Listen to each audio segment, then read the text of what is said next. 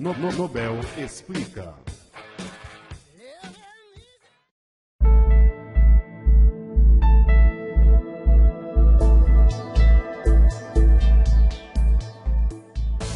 Boa tarde, você que nos acompanha aqui no Nobel Explica. Nós estamos falando das nababescas instalações dos estúdios de gravação do Colégio Nobel. E hoje nós vamos falar um pouco para você sobre a dinâmica de blocos. Para o seu entendimento, a dinâmica de blocos, ela simula em pequena escala coisas que futuramente você vai entender trabalhando em grandes dimensões. Um cavalo puxando uma carroça, um caminhão puxando uma carreta, uma locomotiva puxando um vagão, uma explosão gigante. Então nós estudamos tudo em pequena escala para o nosso entendimento das leis de Newton, ok?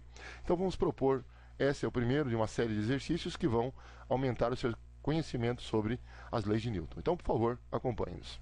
Esse é típico bloco conectado por polia. É uma questão clássica, já apareceu em diversos vestibulares, já apareceu no nosso programa de avaliação seriado da UEM, e você pode acompanhar agora a resolução dessa questãozinha, que é bem bacana. Você pode já anotar a animação em ação. É isso que acontece. Parece ser bobo, mas aqui existem princípios da lei de Newton importantes, né, em ação. Então, acompanhe a proposta, de repente, desse exercício. E nós temos até um roteiro de resolução. A gente vai propor, então, um modelo de exercício e um roteiro para a resolução dele, ok? Então acompanhe para nós.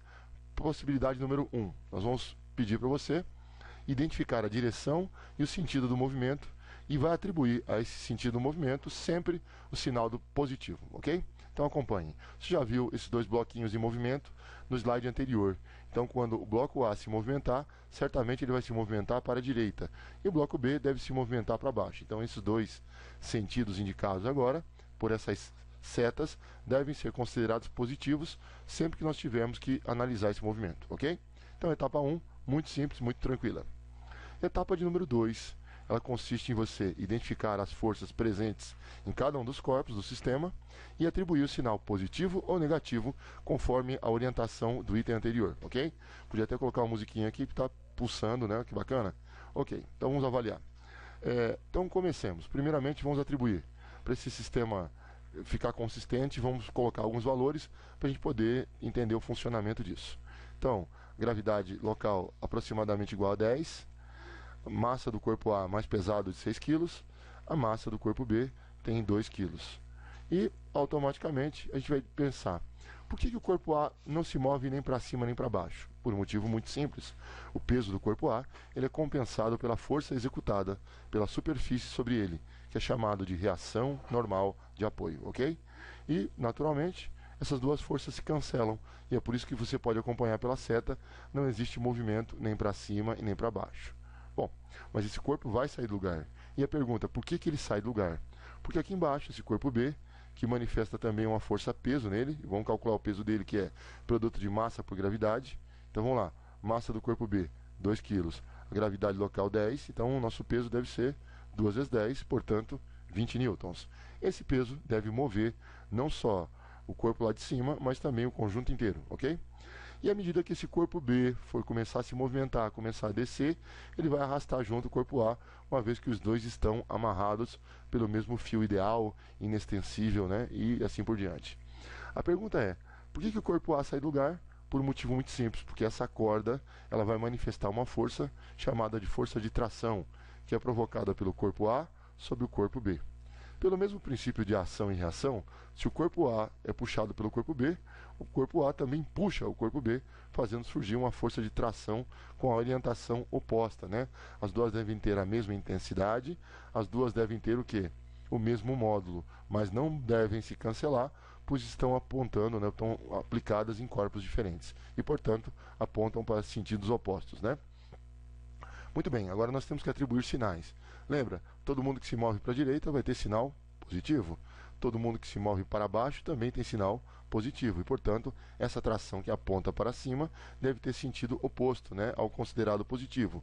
Para ela, nosso sinal será negativo. E o peso de B, por sua vez, que vai ter sinal positivo mais 20 newtons. Bacana? Então, muito simples essa etapa. Identificamos as forças que poderiam estar relacionadas ao movimento e atribuímos o sinalzinho a elas, ok? Vamos passar para a etapa número 3, que é bem simples. Desculpa, só um comentário. O que nós vamos querer descobrir no decorrer dessa resolução? possivelmente nós devemos descobrir o valor dessa tração e também a aceleração que esse sistema deve adquirir, tá bom? Calculamos a aceleração e a tração no fio. Etapa de número 3. Na etapa de número 3, nós vamos aplicar aquela que é basicamente a lei Bombril, né? Porque tem 1001 utilidades dentro da dinâmica. Ela é a segunda lei de Newton. E ela diz pra gente que se você fizer uma força resultante, atuando sobre a massa do corpo, certamente sobre ele deve surgir uma aceleração. Muito bem, então nós fizemos um esquema um pouco reduzido. Nós temos então o corpo A, que é o primeiro deles, e temos as forças que atuam em cima dele. E aqui a gente pode notar a tração, que é considerada positiva, porque ela vai gerar movimento, e as duas forças que são o peso e a normal, que se cancelam mutuamente. Então veja lá, na hora que nós formos aplicar a segunda lei de Newton, no lugar da força resultante, nós vamos colocar a força ou as forças que são capazes de mover esse corpo. E, portanto, para o corpo A, a única força que é não nula é a força de tração. Então, portanto, nós escrevemos que a tração dela é T e a massa do corpo A, que é 6 kg, que vai receber no futuro uma aceleração ainda desconhecida, misteriosa para a gente, ok? Muito bem, avancemos. Para o corpo B, nós fazemos o mesmo ritual macabro, ou seja, pegamos simplesmente o peso dele, que vai ter sinal positivo, porque está orientado na direção e no sentido do movimento, e vamos descontar dela a força de tração, que está atuando no sentido oposto, tá certo? Então acompanha lá, no lugar de escrever força resultante, devemos colocar tração com sinal negativo, desconhecida, peso do corpo B com sinal positivo, mais 20. A massa desse corpo é igual a 2 kg, e portanto, no lugar da massa, veja 2 kg, a aceleração ainda é desconhecida, a força de tração também não conhecemos, e automaticamente a força do peso de B, que é 20, ok? Já que nós temos então as duas equações montadas, muito em breve nós vamos usá-las para compor um sistema. Então, a primeira tração dessa equação aqui deve se incorporar aqui, e a segunda tração que vem da equação de funcionamento do corpo B. É esse sistema que nós vamos resolver, ok? Então isso nos remete ao passo número 4, que é, por sinal, talvez o mais importante, que encerra com chave de ouro essa questão. Então nós devemos calcular primeiro o sistema de equações obtidas pela aplicação das leis de Newton a cada corpo. Bom, dá. Primeira equação, T igual a 6A. Segunda equação, menos T mais 20 é igual a 2A, ok? Somemos. Só que antes de somar, vou lembrar vocês, a tração algebricamente que tem sinal positivo, tá vendo? Vai se cancelar com a tração que tem sinal negativo, tá? Quando a gente adicionar uma equação a outra. Então, já vi isso acontecer.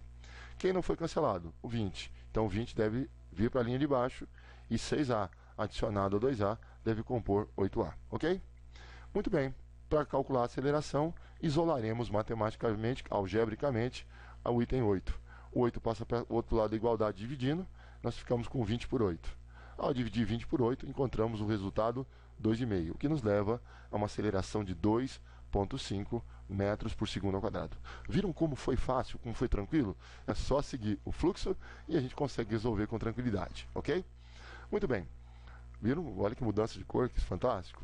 Então nós vamos agora tentar, com o auxílio dessa aceleração, calcular o valor da tração. Veja, nós podemos aplicar o valor da aceleração a qualquer uma das equações pré-estabelecidas. Qual nós vamos usar? Com certeza a de cima, porque ela tem menos elementos a serem calculados. Então, por isso, setinha aqui do lado, aqui nós devemos encontrar quem? Que a tração vale 6A. No lugar da aceleração, vamos substituir 2,5. E assim sendo, nossa tração vai ser 6, que está aqui, multiplicado pela aceleração, que é 2,5, o que nos leva à tração de 15 newtons. Bacana? Viram só que questão simples? Você deve ter outras questões iguais a essa de referência em livros, apostilas e no seu material didático, mas elas servem como referência para a resolução de questões que tiverem o mesmo perfil, ok? Tomara que tenha sido útil para você. Bons estudos, um grande abraço, até mais.